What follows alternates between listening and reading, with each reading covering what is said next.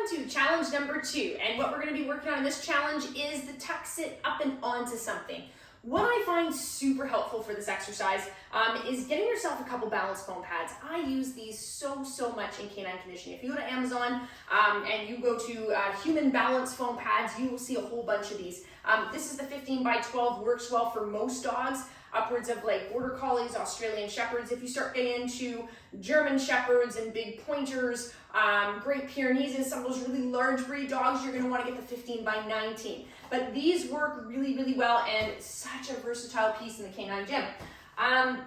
So in this exercise, we're getting the dog to tuck sit up and onto something, okay? Now, we're gonna start with the same thing in level one, not level 1, but challenge 1. They're gonna come in, place their front paws up, hold that position, and then we're going to ask for the tuck sit up and on. Now, here's the thing with the tuck sit. So the tuck sit is different than the rock back sit, okay? So the tuck sit, what happens is you got the front paws here, the hind paws are going to tuck in underneath the dog, and they're gonna come into a sitting position. Now in rock back sit, what happens is here's the back paws, the front paws walk back and they rock back into their sitting position. So it's a difference between do the front paws move or do the hind paws move.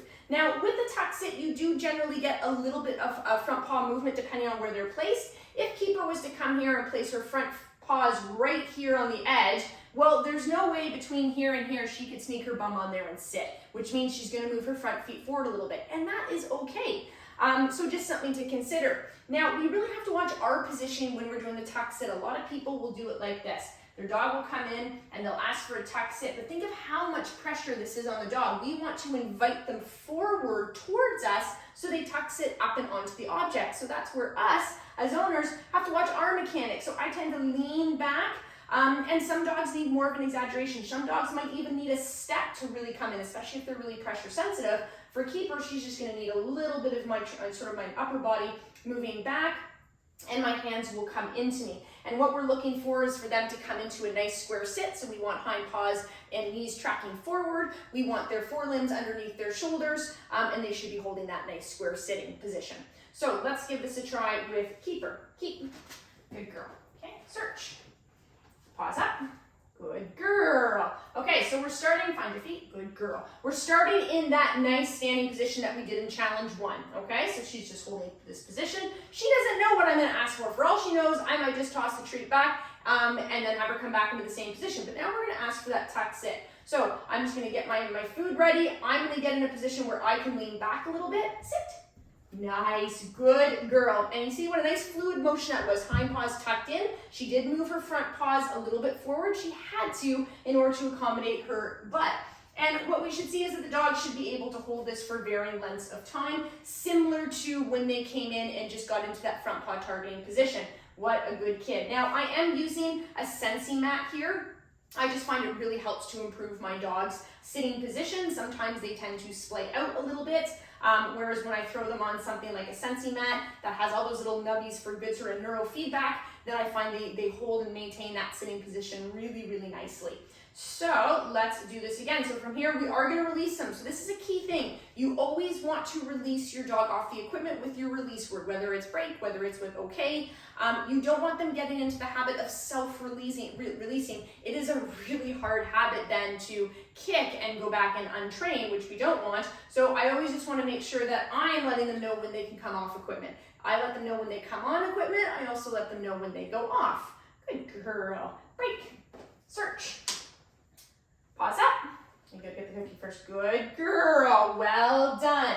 So again, she came into that really nice position. Good job. I should be able to reach for cookies. I want to make sure that I get myself into position. Sit.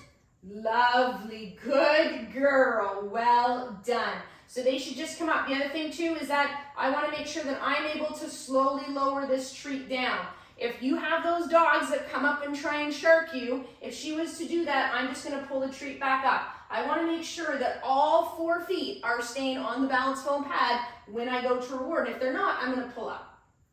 Nice, good job. And Keeper likes to do this sometimes. She's needed a lot of sort of impulse control work because she likes to think that she can get the cookie just maybe a little bit earlier. Okay, let's try that again. Break. Good girl. Search. Paws up. Now, notice here with Keeper that she's not coming right up into the tuck sit position. This is something that I see with a lot of dogs, is that now that we've done a couple tuck sits, they're like, oh, hey, mom, I got this. I'm just gonna forego the whole front paw targeting holding position, and I'm just gonna come right into that sit. We don't want that. Again, it's about that control. Think of conditioning as slow is the new fast is something that I've said so much. I just want them to be able to hold that position, and then when I'm ready and I'm in position, then I call them up. It's if they're sort of constantly offering behaviors and moving around and doing things really quickly, it's very hard for me to get in a good position. And as we know, a lot of what we do will drastically impact how the dogs do the exercises, either making them successful or hindering the whole exercise, leading to a lot of frustration. A lot of that can be minimized by just having them hold this position for varying lengths of time.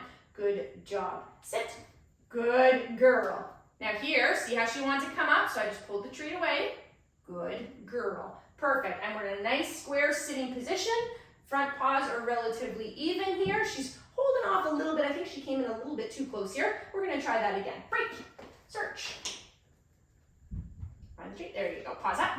Good girl. Super. Well done. So I'm just checking, making sure I like the position that she's in. And then from here, I'm going to get myself into position. Not rushing anything. I'm just hanging out here. Sit. Well done. Good girl. Super sit. So that is the tuck sit. Now the key thing is, going back to selecting your pieces of equipment, make sure you select a piece that your dog can actually sit on. Most of the balance foam pads, the 15 by 12, again, will accommodate a lot of dogs, but if your dog is struggling or they're getting up and paws are all falling off, then maybe you start with something a little bit wider and work towards something that's a little bit smaller, but they have to be able to comfortably sit on this piece of equipment. And hold that sit for varying lengths of time. If I had to go over here and get something, or I had to go over here and reward Shades, such a good boy, she should just be hanging out here. And this goes back to some of the endurance challenges that we've done in the past. But again, this can be rectified by just in the moment rewarding. Oops, good kid, you didn't go for that. Just rewarding in the moment, letting them know that this is what you want and this is what you're building value for. So go give that a try. Happy training.